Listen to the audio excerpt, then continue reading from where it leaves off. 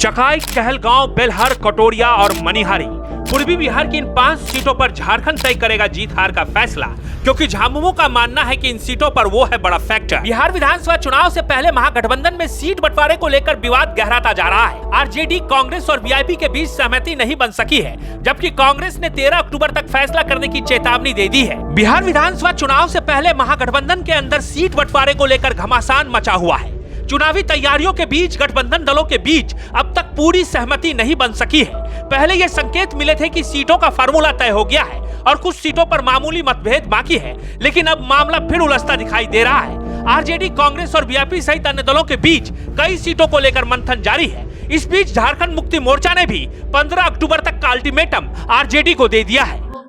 निश्चित तौर पे देखिए, अब 10 तारीख से नामांकन शुरू हो चुका है। हमारी बैठक 15 को, 17 को नामांकन समाप्त हो जाएगा। इसलिए हमने उनको कहा है, आज 11 तारीख हो गया, कल नामांकन बंद रहेगा, फिर 13 और 14 2 ही दिन रहेगा, अन्यथा 15 तो हमारा दिन रहेगा। जमुई की चकाई, बांका की बेलहर, कटोरिया, कटिहार की मनिहारी और भागलपुर की कहलगांव विधानसभा सीटों पर आदिवासी वोटर प्रभावशाली हैं। चकाई से तो एक बार झारखंड मुक्ति मोर्चा चुनाव जीत भी चुका है। पूर्वी बिहार और झारखंड की राजनीति किस कदर प्रभावित होती है, इसका हालिया बानगी 15 नवंबर 2024 को देखने को मिली थी, जब झारखंड विधानसभा का चुनाव था। आचार संहिता के फेर में बिरसा मुंडा की 150वीं जयंती पर जनजातीय गौरव दिवस का आयोजन जमुई जिला के खेरा के प्रखंड के बल्लभपुर में हुआ था। प्रधानमंत्री नरेंद्र मोदी उसमें शामिल हुए थे। तब इसे जमुई से झारखंड में एनडीए की राजनीति साधने की कोशिश समझा गया। अब झारखंड से बिहार के सीमावर्ती जिलों में महागठबंधन की राजनीति साधने की कवायद हो रही है।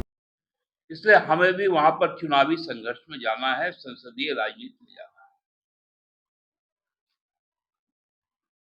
हम महागठबंधन के साथ हैं, हम महागठबंधन के साथ ही चुनाव लड़ेंगे, लेकिन अपनी तैयारी भी हम लोगों ने पूरी कर रखी। कैंपेन नहीं करेंगे,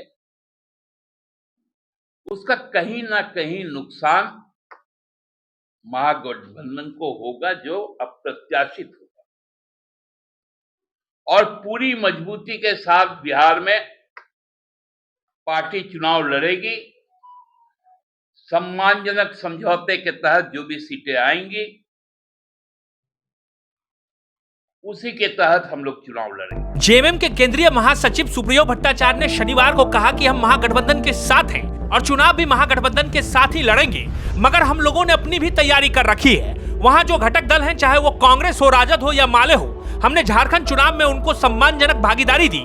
2019 के चुनाव में भी राजद को हमने सम्मानजनक सीट दी थी, जिसमें मात्र 1 सीट वो जीते थे। गठबंधन धर्म निभाते हुए हमने उनके एक प्रतिनिधि को 5 वर्षों तक मंत्री बनाया।